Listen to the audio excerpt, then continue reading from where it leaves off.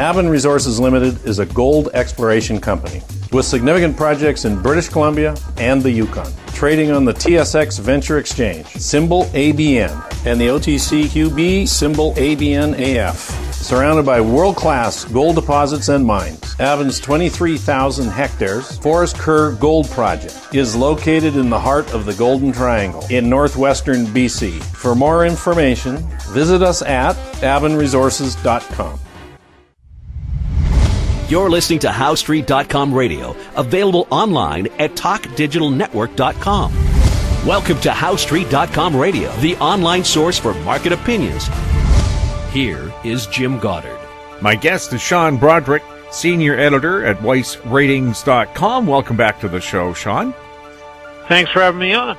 Sean, gold above $1,500 an ounce for the first time in about half a decade.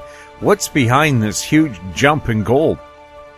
Well, one thing has to be negative yields, right? Because about 25% of the global bond market, and I'm talking about global government bonds, now trades at negative yields. And so one of the big complaints that we hear from the bears is that gold does not pay a yield, right? That's always their big complaint. They say, so why own that relic when you can just own a bond? Well, that's changed.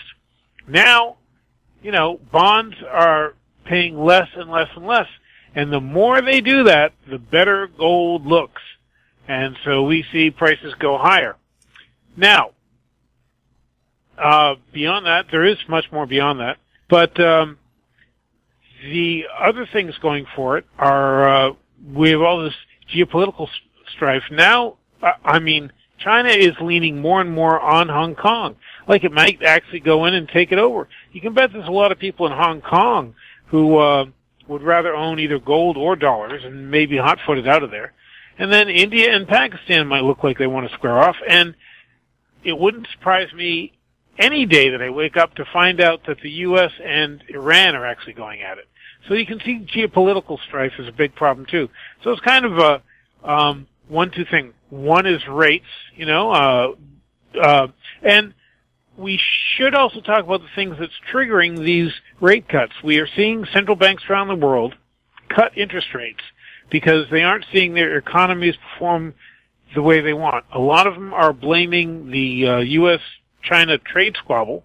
And so, in fact, Goldman Sachs just said that it expects 3 rate cuts this year. Chips away at support for the U.S. dollar, but it definitely sends gold higher. So it's negative rates and geopolitical concerns and the U.S.-China trade war, which is feeding into negative rates. All these things boiling together, it just makes gold look more attractive. It's more that safe harbor appeal. We've had a great run-up, and I wouldn't be surprised to see a pullback, but I'm going to buy that pullback. I and my subscribers have already taken gold gains. We have some gold positions. We'll add to those positions if we get another buying opportunity. Mm-hmm. Now, some people have said China wouldn't move in with its army into Hong Kong simply because Hong Kong, the way it's set up, makes so much money for China. But do they just reach a point where we don't care about the money? We want to see civil unrest end there? I don't know. Who knows why people do things? In the U.S., they keep talking about building a wall. It's not going to keep Mexicans out as long as airplanes exist, right? So sometimes for patriotic reasons, people do things that are not exactly logical. And in China, they're extremely patriotic. They don't think the people in Hong Kong are. And they don't like the fact that it's still semi-autonomous. And so that's really the nut of the problem. That and the fact that as they try and crack down on what were really mild protests to start with, that in turn has inflamed more protests, which in turn caused more of a crackdown. So it's a vicious cycle there. Yeah. Well, you look back at the American Revolution, it just started off with some people dumping some tea in a harbor.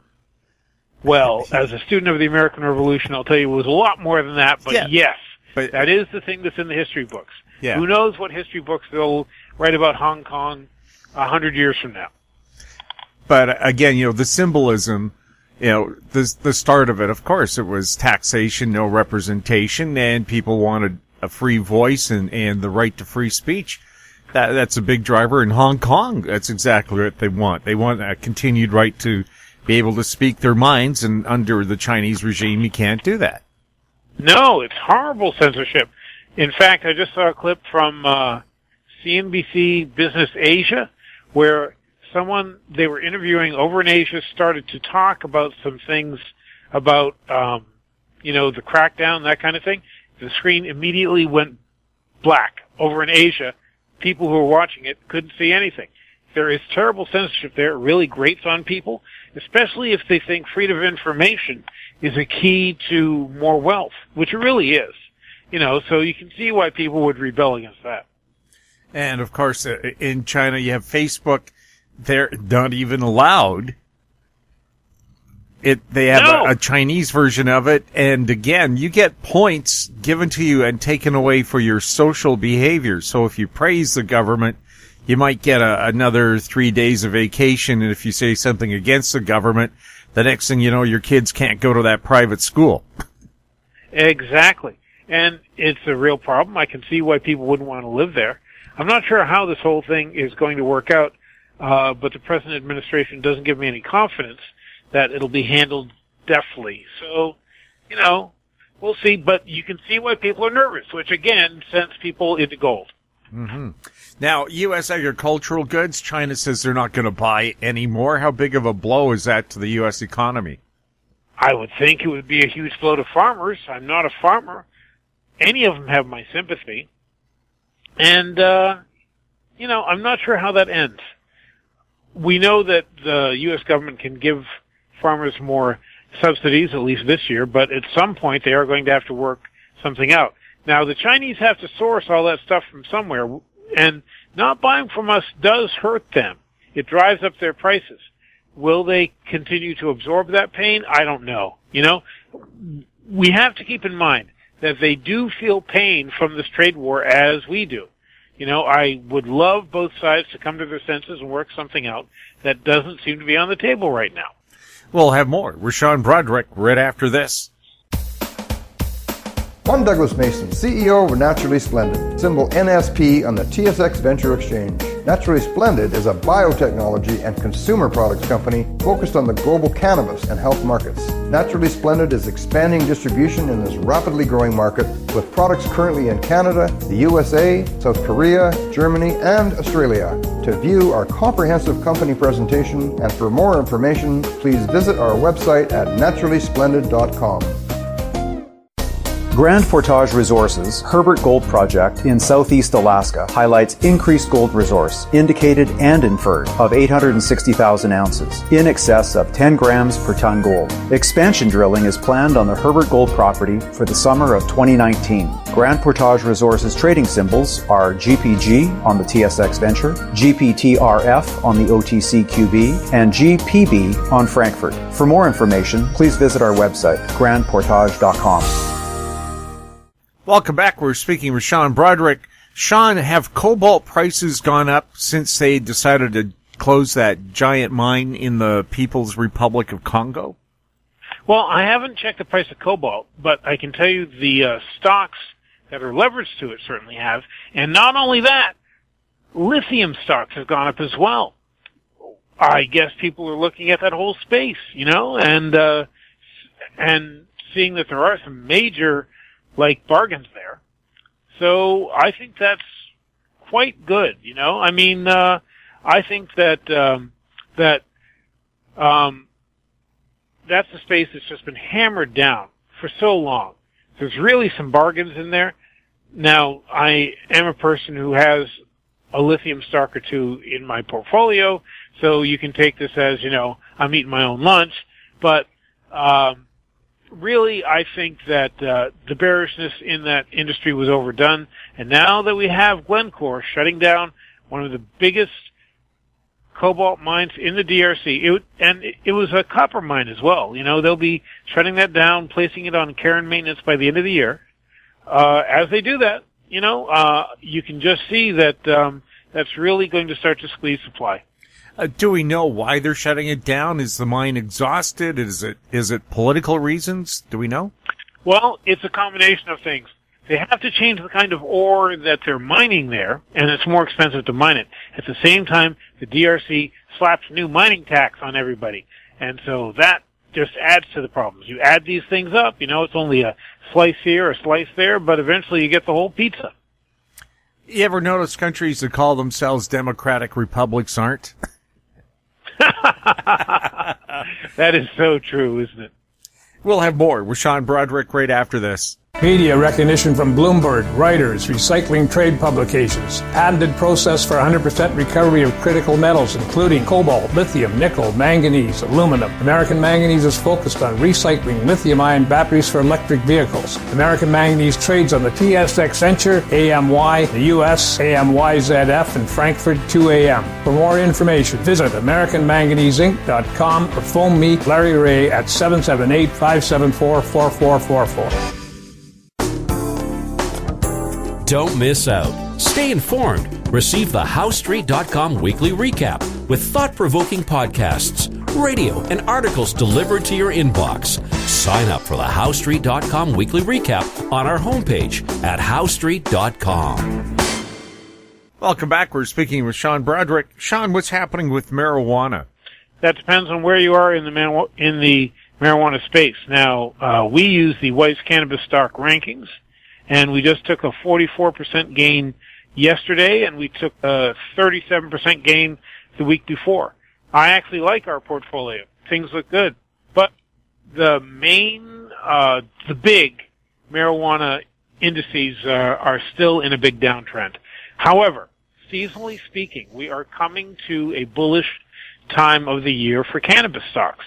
Every single autumn, they rally. It would be surprising if that didn't happen this time.